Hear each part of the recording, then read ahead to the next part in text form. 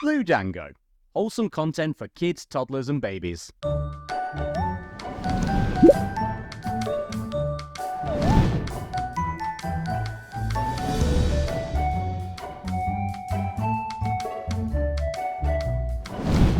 The Tale of Peter Rabbit. Original story by Beatrix Potter. Once upon a time, there were 4 little rabbits, and their names were Flopsy, Mopsy, Cottontail, and Peter. They lived with their mother in a sandbank underneath the root of a very big fir tree.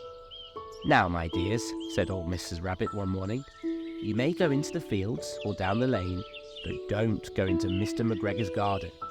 Your father had an accident there. He was put in a pie by Mrs. McGregor. Now run along and don't get into mischief. I am going out." Then old Mrs. Rabbit took a basket and her umbrella and went through the wood to the baker's. She bought a loaf of brown bread and 5 currant buns. Flopsy, Mopsy and Cottontail, who were good little bunnies, went down the lane to gather blackberries. But Peter, who was very naughty, ran straight away to Mr. McGregor's garden and squeezed under the gate. First he ate some lettuces and some French beans, and then he ate some radishes. And then, feeling rather sick, he went to look for some parsley. But round the end of a cucumber frame, whom should he meet but Mr. McGregor? Mr. McGregor was on his hands and knees planting out young cabbages, but he jumped up and ran after Peter, waving a rake and calling out, "Stop, thief!" Peter was most dreadfully frightened. He rushed all over the garden, for he had forgotten the way back to the gate. He lost one of his shoes among the cabbages, and the other shoe amongst the potatoes. After losing them, he ran on 4 legs and went faster, so that I think he might have got away altogether if he had not unfortunately run into a gooseberry net and got caught by the large buttons on his jacket. It was a blue jacket with brass buttons, quite new. Peter gave himself up for lost and shed big tears. But his sobs were overheard by some friendly sparrows who flew to him in great excitement and implored him to exert himself. Mr. McGregor came up with a sieve which he intended to pop up on the top of Peter.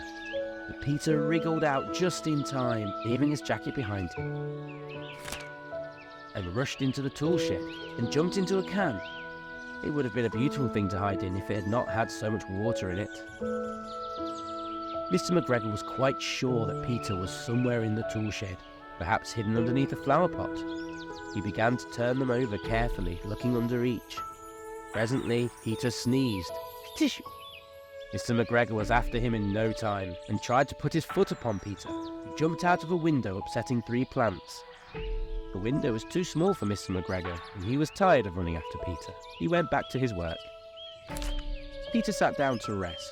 He was out of breath and trembling with fright, and he had not the least idea which way to go. Also, he was very damp with sitting in that can. After a time, he began to wander about, going lippity-lippity, not very fast, and looking all round. He found a door in a wall, but it was locked, and there was no room for a fat little rabbit to squeeze underneath. An old mouse was running in and out over the stone doorstep, carrying peas and beans to her family in the wood. Peter asked her the way to the gate, but she had such a large pea in her mouth that she could not answer. She only shook her head at him. Peter began to cry. Then he tried to find his way straight across the garden, but he became more and more puzzled. Presently he came to a pond where Mr. McGregor filled his water cans. A white cat was staring at some goldfish. She sat very, very still, but now and then the tip of her tail twitched as if it were alive. Peter thought it best to go away without speaking to her. He had heard about cats from his cousin, little Benjamin Bunny. He went back towards the tool shed, but suddenly, quite close to him, he heard the noise of a hoe. Scritch, scratch, scratch, scritch. Peter scuttered underneath the bushes, but presently, as nothing happened, he came out and climbed upon a wheelbarrow and peeped over. The first thing he saw was Mr. McGregor hoeing onions. His back was turned towards Peter, and beyond him was the gate. Peter got down very quietly off the wheelbarrow and started running as fast as he could go along a straight walk behind some blackcurrant bushes. Mr. McGregor caught sight of him at the corner, but Peter did not care. He slipped underneath the gate and was safe at last in the wood outside the garden. Mr. McGregor hung up the little jacket and the shoes for a scarecrow to frighten the blackbirds. Peter never stopped running or looked behind him till he got home to the big fir tree. He was so tired that he flopped down upon the nice, soft sand on the floor of the rabbit hole and shut his eyes. His mother was busy cooking. She wondered what he had done with his clothes. It was the second little jacket and pair of shoes that Peter had lost in a fortnight. I am sorry to say that Peter was not very well during the evening. His mother put him to bed and made some chamomile tea, and she gave a dose of it to Peter. 1 tablespoonful to be taken at bedtime. But Flopsy, Mopsy and Cottontail had bread and milk and blackberries for supper. The end.